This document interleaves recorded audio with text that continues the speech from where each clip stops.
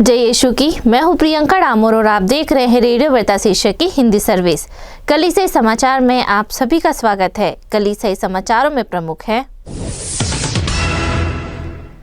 सड़क दुर्घटना में मोटरसाइकिल सवार की मौत के बाद पुरोहित ने जमानत की मांग की।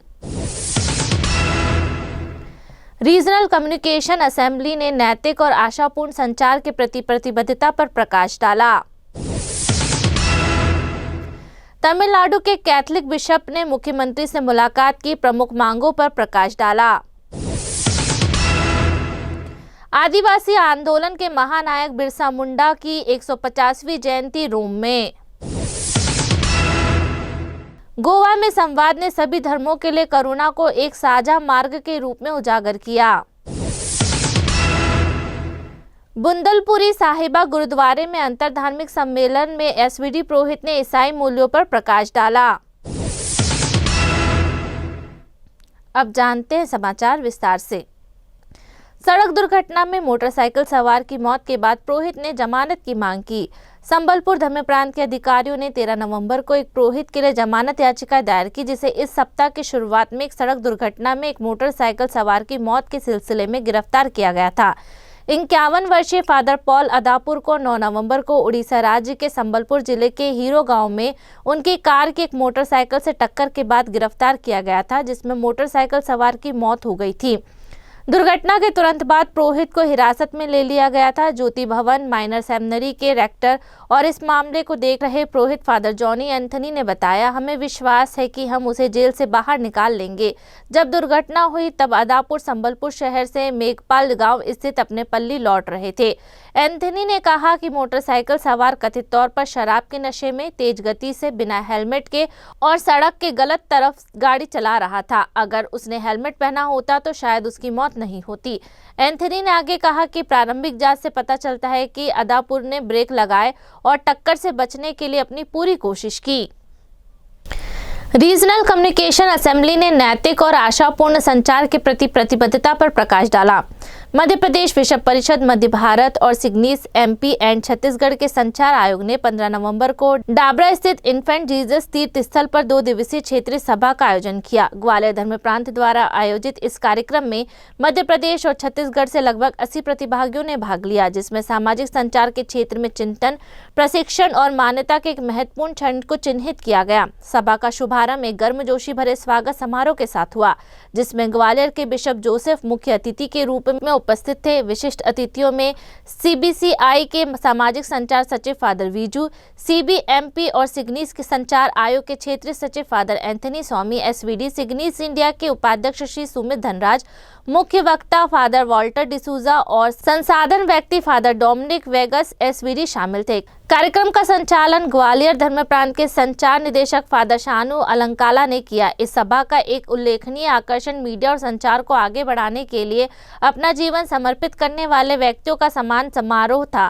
ग्वालियर धर्म प्रांत के श्री एल्बेस एक्सट्रोस और इंदौर धर्म प्रांत के श्री बीए अल्वारिस को इस क्षेत्र में 40 वर्षों की विशिष्ट सेवा पूरी करने के लिए आजीवन उपलब्धि पुरस्कार से सम्मानित किया गया।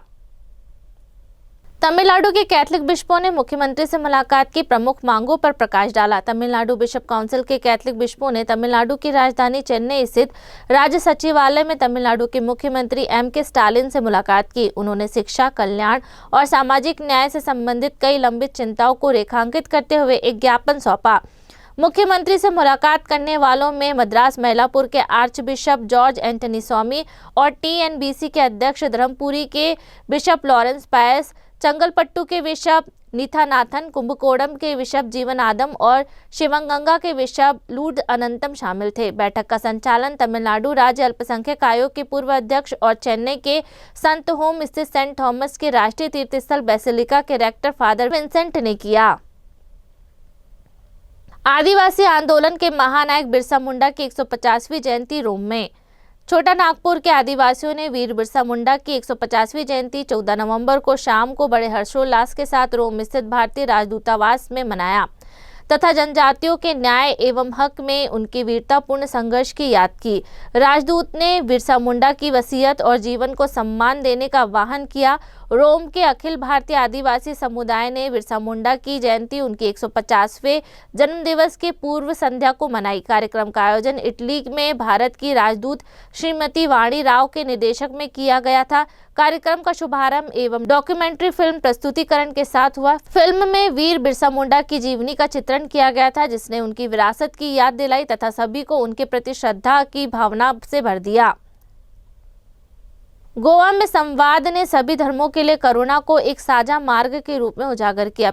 पिलर सोसाइटी के सद्भाव ने धार्मिक भारत सम्मेलन और पिलर सेमिनरी के सॉलिडेरिटी फोरम के सहयोग से 15 नवंबर को गोवा स्थित पिलर पिलग्रिम सेंटर में सभी धर्मों के लिए करुणा विभाजित दुनिया में सेतु निर्माण विषय पर एक धार्मिक संवाद का आयोजन किया। यह अवसर आदरणीय एंग्लो डिसूजा की 98वीं पुण्यतिथि के स्मरणोत्सव के अवसर पर आयोजित किया गया था। सद्भाव पिलर सोसाइटी का अंतरधार्मिक संवाद सद्भाव, एकजुटता और भाईचारे को बढ़ावा देने का एक प्रयास है। इस कार्यक्रम का उद्देश्य विभिन्न धर्मों के प्रतिनिधियों के बीच इस विषय पर संवाद को बढ़ावा देना था कि समकालीन समाज में करुणा की व्याख्या, अभ्यास और अनुप्रयोग कैसे किया जाता है।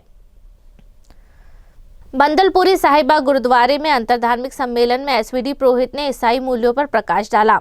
जालंधर स्थित प्रसिद्ध सिख तीर्थ स्थल बुलंदपुरी साहिबा गुरुद्वारे ने 13 नवंबर को गुरु नानक देव जी महाराज की जयंती के उपलक्ष्य में एक सद्भाव और सामुदायिक सेवा के प्रति अपनी दीर्घकालीन प्रतिबद्धता के लिए प्रसिद्ध यह गुरुद्वारा संत बाबा बलदेव जी के आध्यात्मिक मार्गदर्शन में विनम्रता, दया और प्रेम नामक एक परिवर्तनकारी आंदोलन का नेतृत्व कर रहा है।